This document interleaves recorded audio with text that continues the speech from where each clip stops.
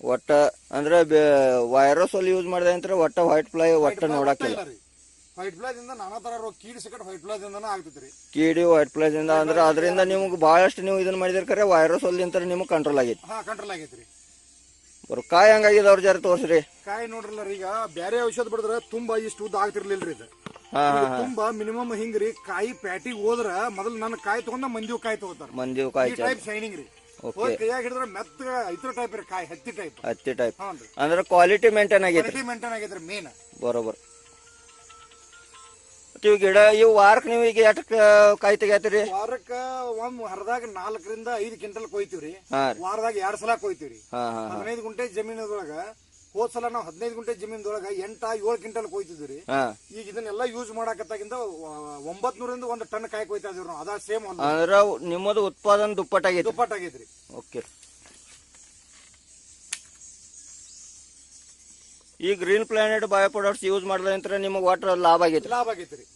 But ಬೇರೆ ರೈತರಿಗೆ ಅನ್ಸಲ್ಲ ಹೇಳ್ತೀರಿ? ಬೇರೆ ರೈತರಿಗೆ ಎಲ್ಲಾರು ಯೂಸ್ ಮಾಡ್ಲತನ ನನ್ನ ಕಡೆಯಿಂದ ಒಂದು ಇದನ್ನ ಕೊಡ್ತೀನಿ ಸಜೆಷನ್. ಯಾಕಂದ್ರೆ ಇದರಿಂದ ನಮಗ ಆದಾಯ ಹೆಚ್ಚು ಬರ್ತೈತ್ರಿ, ಖರ್ಚು ಕಡಿಮೆ ಬರ್ತೈತ್ರಿ. ನೋಡ್ರಿ ಅದ ಈಗ ಗ್ರೀನ್ ಪ್ಲಾನೆಟ್ ಇಂದ ಇದು ರೈತರಿಗೆ ಹೆಲ್ಪ್ ಆಗುತ್ತೈತ್ರಿ. ಓಕೆ.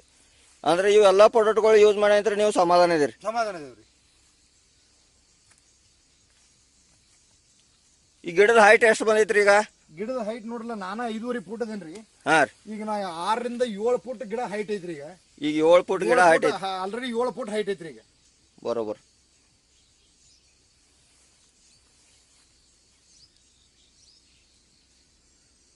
ಅಂದ್ರೆ ಇವೆಲ್ಲಾ ಪ್ರಾಡಕ್ಟ್ಗಳು ಸ್ಟ್ಯಾಂಡರ್ಡ್ ಅದಾವು ಮತ್ತೆ ಇವತ್ತನ್ನ ಯೂಸ್ ಮಾಡಿ ಅಂದ್ರೆ ನಿಮ್ಗೆ ಒಟ್ಟು ಲಾಭ ಆಗೈತ್ರಿ. ಖರ್ಚು ಕಡಿಮೆ, ಆದಾಯ ಹೆಚ್ಚಾಗೈತ್ರಿ.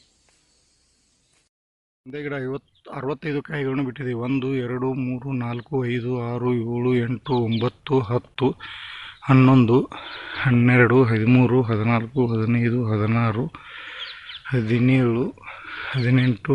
24 25 26 27 28 29 30 31 32 33 34 35 36 37 38 39